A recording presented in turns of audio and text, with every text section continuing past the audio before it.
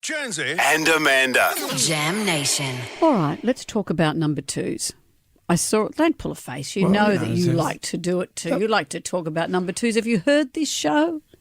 But this is a science story. I'm trying to go to a higher level. This is a science story, please. I say if you're candy-coated with science, it's all okay. I can't help that I worked at Beyond 2000. Sure. I see everything through a scientific lens.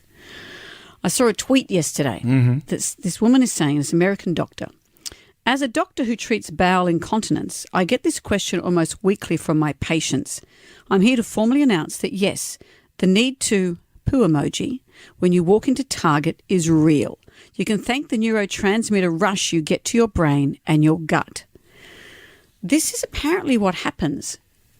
You know how when you go into a certain shop, or for me, when I used to go to the library with my dad, you go to certain places and whether you get an endorphin rush, a dopamine hit, whether you associate it with pleasure, with shopping, with certain smells of books, whatever it is, that then releases neurotransmitters that don't just trigger the pleasure areas in your brain. They also go to the gut. They say the gut is the second brain. This is where I'm not making up the science, but I'm paraphrasing. Is it can also trigger your bowel to release.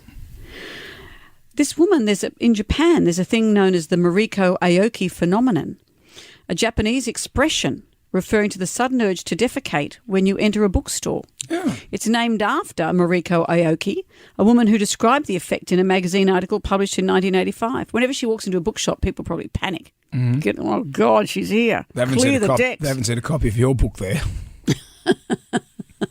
It lures them in though, Brendan, and then once they're there.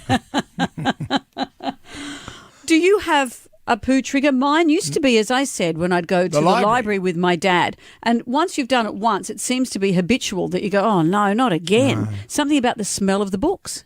Just did it. And lots of people have the same one. Lots of people responded to this saying it was certain shops, that the pleasure centre that shopping ignites would get your bowel going. Or maybe it is a library, maybe it's a bookstore. A friend of mine gets it when she's on the phone and only on certain phone calls. And it's she said it's horrendous. And it kicks in. Kicks in. I don't have that. I remember years ago reading a book about some diggers in World War I, and one guy said never miss an opportunity. So whenever there's a facility to go to that's a good facility, you use that as your opportunity. Well, you know what's happened? Every time I say to Harley, dinner's ready, he says, I'll be back in a second. And he's going to do a poo. Yeah. And he said he did it once and now his body thinks that that's what he has to do. And I go, come on, you've had all day. Yeah.